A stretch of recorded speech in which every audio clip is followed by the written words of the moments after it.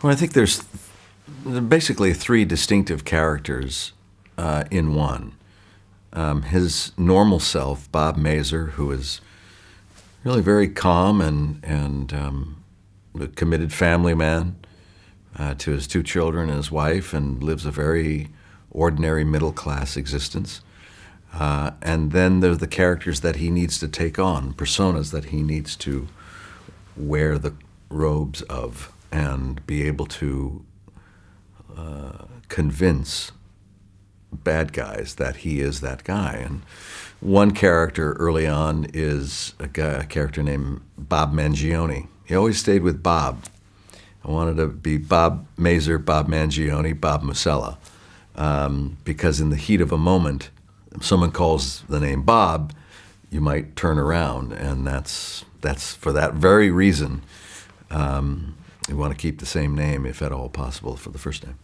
And Mangione was more of a sad, old street level kind of crook persona.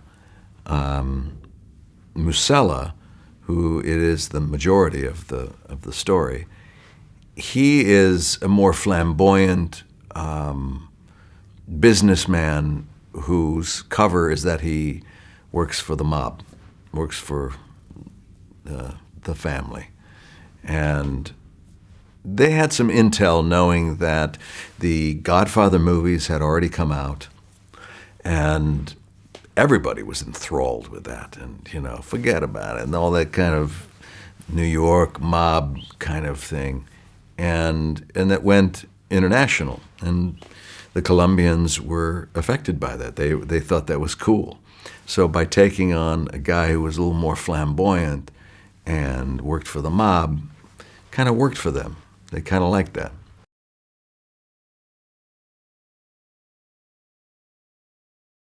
I just liked the idea that there was a man who was committed to trying to do the right thing, trying to improve his country, his society. And in order to do that, he had to become very good friends with some very bad people.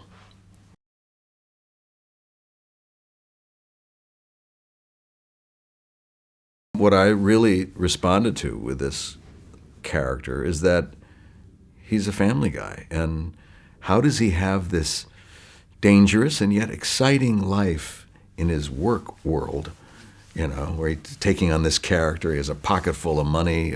He's spending the government's money to, have private jets and go to strip clubs and great restaurants and the best wines and things, playing the big shot in order to play that character. And then he puts that aside and goes home to his middle-class life.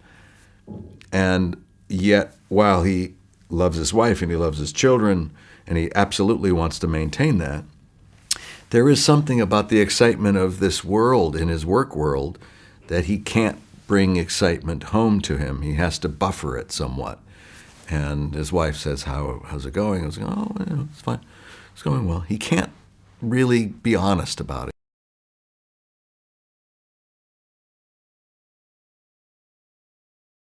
Johnny Leguizamo, he's wide open. Johnny is a guy who you could see his emotion on his face. He doesn't cover, which is great. As an actor, you want to be. He comes into it wide open. There was a scene. There was a scene where Amy Ryan threw an ad lib out at him. And he said that we're looking at passports, and he says, there's no stamps on these passports, these falsified passports. It looks, it says, hey, I'm a cop. And she says, actually, yours says, I'm an ass clown. And I looked at him, and for a moment, he was really taken aback. He was like, huh? His feelings were hurt for just a beat. And then she walks off, and I talked to him afterwards. I said, I think that hurt your feelings. He goes, yeah, it kind of did. That's how she sees me.